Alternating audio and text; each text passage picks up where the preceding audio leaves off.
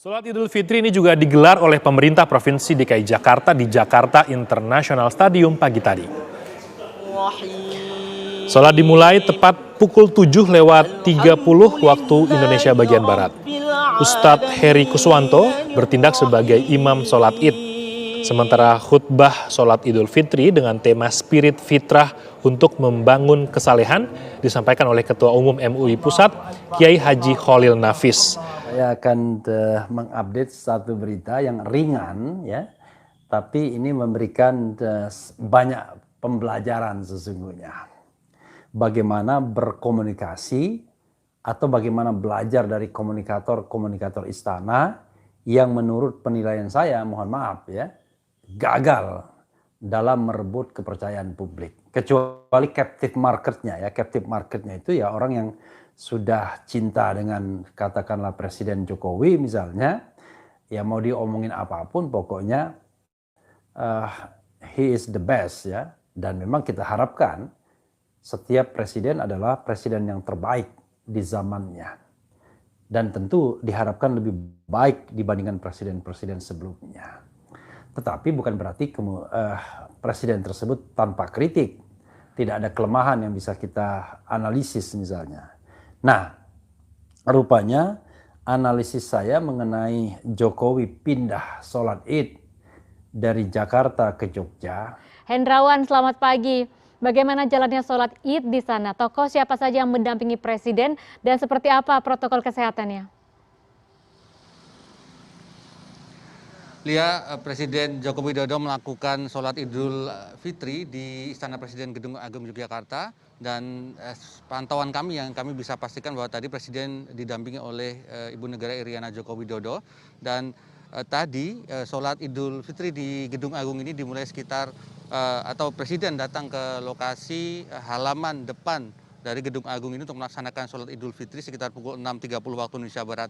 Sekitar 5 menit kemudian sholat Idul Fitri kemudian dimulai di Istana Presiden Gedung Agung ini. Sebelum sholat Id dimulai, warga masyarakat Yogyakarta atau sejumlah warga masyarakat Yogyakarta sudah datang ke depan Gedung Agung, dan mereka sempat tertahan untuk tidak bisa masuk. Namun ketika sholat sudah dimulai, rakaat pertama saat dimulai awal-awal, kemudian mereka diperbolehkan masuk oleh pihak Pas Pampres. Itu sudah membuat panas paling tidak dua punggawa istana, dua komunikator istana yang selama ini sering sekali menggunakan narasi atau verbal serangan verbal terhadap siapapun yang mengkritik Presiden Jokowi dengan mengatakan hal-hal yang sebenarnya tidak menggambarkan intelektualitas, hanya menggambarkan perilaku preman jalanan ya. Tapi sekali lagi mohon maaf ya, ini istilah saja dalam tanda kutip tentunya. Karena saya menganggap kasihan Presiden Jokowinya kalau dikelilingi dengan komunikator-komunikator yang buruk. Tapi belum tentu juga saya benar. Makanya saya katakan tidak ada yang namanya kebenaran mutlak. Kita bisa testing the water misalnya terhadap publik yang lebih netral misalnya, publik yang lebih mau berpikir secara akal sehat. Karena susahnya komunikator istana itu tidak pernah mau berpikir dari sisi analisis. Hanya mau melakukan kekerasan verbal saja ya, ngatain gitu, kira-kira begitu. Nah, ini sebagai contoh misalnya fajar.co.id yang ingin saya bacakan dan analisis ya. Refli Harun bilang Jokowi takut kalah pamor dari Anies. Ngabalin sebut masih sakit hati. Ruhut .2 dendam ke Sumat. Insya Allah tidak ya. Tetapi saya katakan menganalisis itu memang ngeri-ngeri sedap.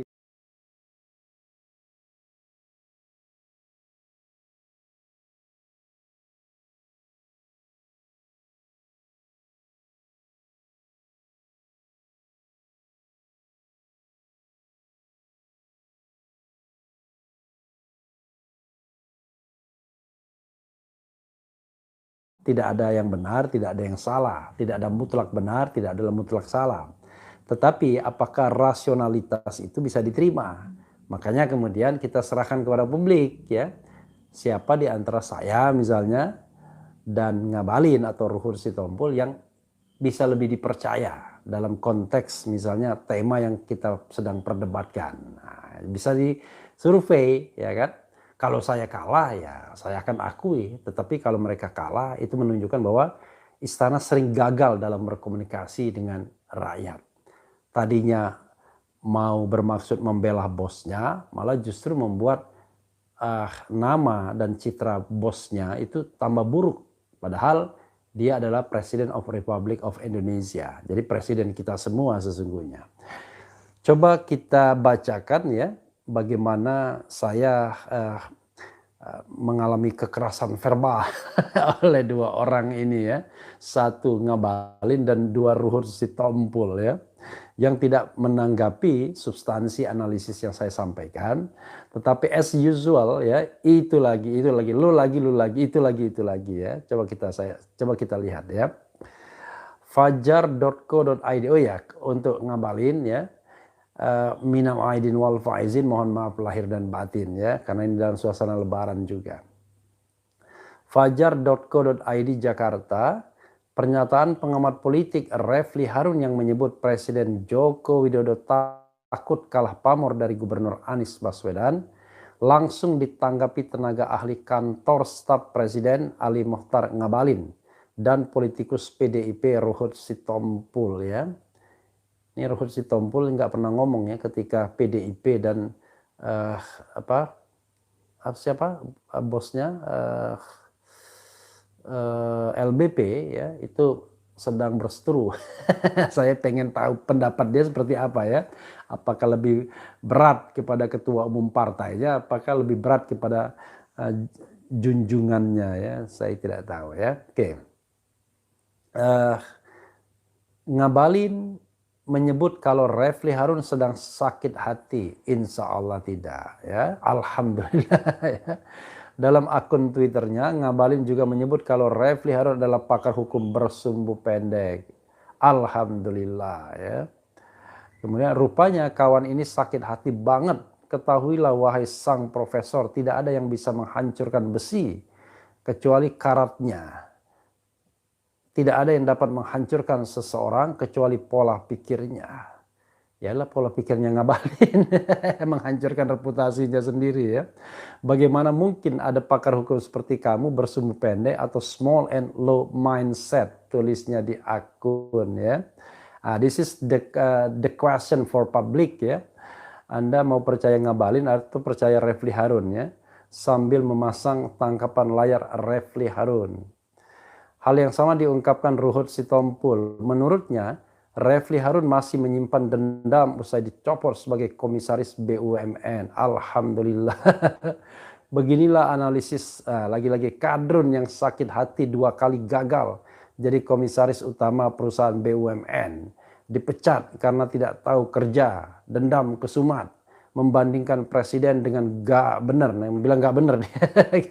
Yang semua rakyat Indonesia tercinta merasakan keberhasilan gubernur sebelum menjadi presiden RI ke-7 merdeka, ungkapnya. Susah juga ya kalau mengatakan bahwa Presiden Jokowi berhasil sebagai gubernur DKI. Kenapa? Karena dia hanya menjabat selama 2 tahun. Jadi sebenarnya belum ada penilaian yang fair apakah berhasil atau gagal sesungguhnya. Tapi barangkali saja ada proyek yang diinisiasi ya, seperti MRT misalnya. Tetapi sekali lagi, rentang masa jabatan Presiden Jokowi itu terlalu singkat, terlalu pendek sebagai gubernur.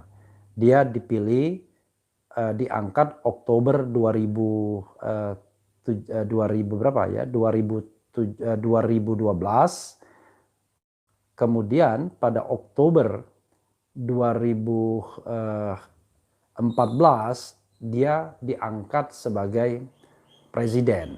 Rentang 2 tahun. Tapi jangan lupa Sobat Era sekalian, karena pencalonan itu sudah dilakukan setahun, bahkan 1,5 tahun sebelumnya. Jadi sebenarnya tidak efektif masa pemerintahannya ya. Jadi kalau dikatakan berhasil agak, this is a question ya, masih pertanyaan ya.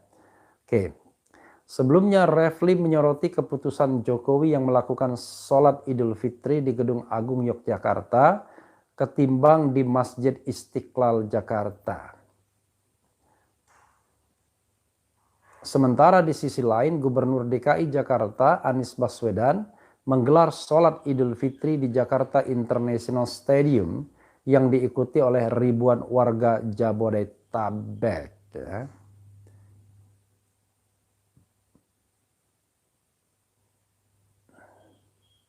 Refli Harun tidak tahu pasti alasan Jokowi memilih Yogyakarta, ya jelas saja. Karena even ya, Presiden bicara secara formal kepada seseorang, alasan saya begini, itu tetap alasan formal ya, tetapi alasan yang sesungguhnya hanya dirinya dan Tuhan yang tahu alasan yang sesungguhnya. Atau kalau dia berkomunikasi dengan penasehat politiknya, entah siapa whoever, hanya orang itu yang juga tahu ya, untuk memutuskan akhirnya memilih sholat Id di Yogyakarta. Kemudian sebab biasanya Presiden selalu menggelar sholat lebaran berjamaah di Istiqlal Jakarta.